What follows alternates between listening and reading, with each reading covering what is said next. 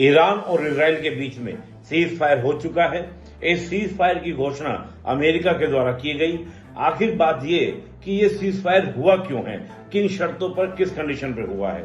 पहली बात कि अमेरिका कभी भी इस वॉर को प्रारंभ करना नहीं चाहता था। अमेरिका ईरान के साथ डायलॉग्स के माध्यम से कई राउंड की टॉक्स हो चुकी थी, उसके माध्यम से एक समझौते पर लाना चाहता था।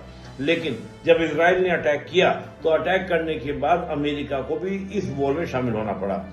इस वॉर में शामिल होने के बाद अमेरिका के इंटरनल भी देखने को मिला कि जैसे जेडी वेंस जो थे वाइस प्रेसिडेंट, वो भी इस अटैक के समर्थन में नहीं थे, क्योंकि ये कहीं ना कहीं अमेरिका के डोनाल्ड ट्रंप के चुनावी कैंपेनिंग के दौरान कि हम वॉर से दूर रहेंगे। यहां तक उन्होंने कहा था कि हम जो पहली वॉर हो रही है वो हम होने ना देते अगर मैं प्रेसिडेंट होता।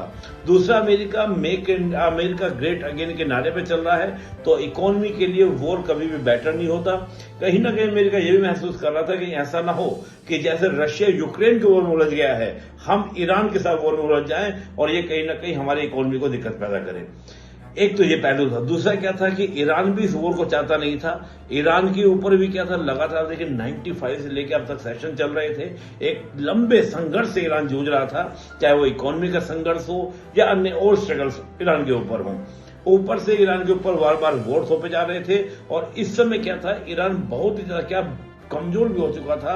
उसके जितने प्रॉक्सीज हैं, चाहे हम बात करें हुतीस की बात करें, हिजबुल्लाह की बात करें, हमस की बात करें, इराक सीरिया में भी जो प्रॉक्सीज थे वो सब कमजोर हो चुके थे। तो ईरान नहीं चाहता था कि वॉर लंबा चलेगा तो ईरान के काफी नुकसान होने वाले थे। इजराइल के साथ ये था कि इजराइल एक लंबे समय से हमस के साथ वॉर कर रहा था और वो भी नहीं चाहता था कि ये वॉर हमारा लंबा चले, क्योंकि इजराइल के साथ इशू क्या था कि हमस के साथ लड़ते लड़ते उसकी काफी एनर्जी और काफी टाइम लग चुका था। बट ये जरूर था कि इजराइल ये चाहता था कि जो प्राइमरी हमारा है वो ईरान है। अगर ईरान को कंट्रोल कर दिया तो इजिली क्या होगा, पूरा का पूरा रीजन में एक पीस एस्टेब्लिश हो जाएगी। लेकिन एक प्रश्न उठता है कि इजराइल जिस प्राइमरी टारगेट को लेकर चला था कि उसने अचीव किए, पहला कि ईरान का जो न्यूक्लियर प्रोग्राम है उसको डिस्ट्रॉय कर दिया जाएगा।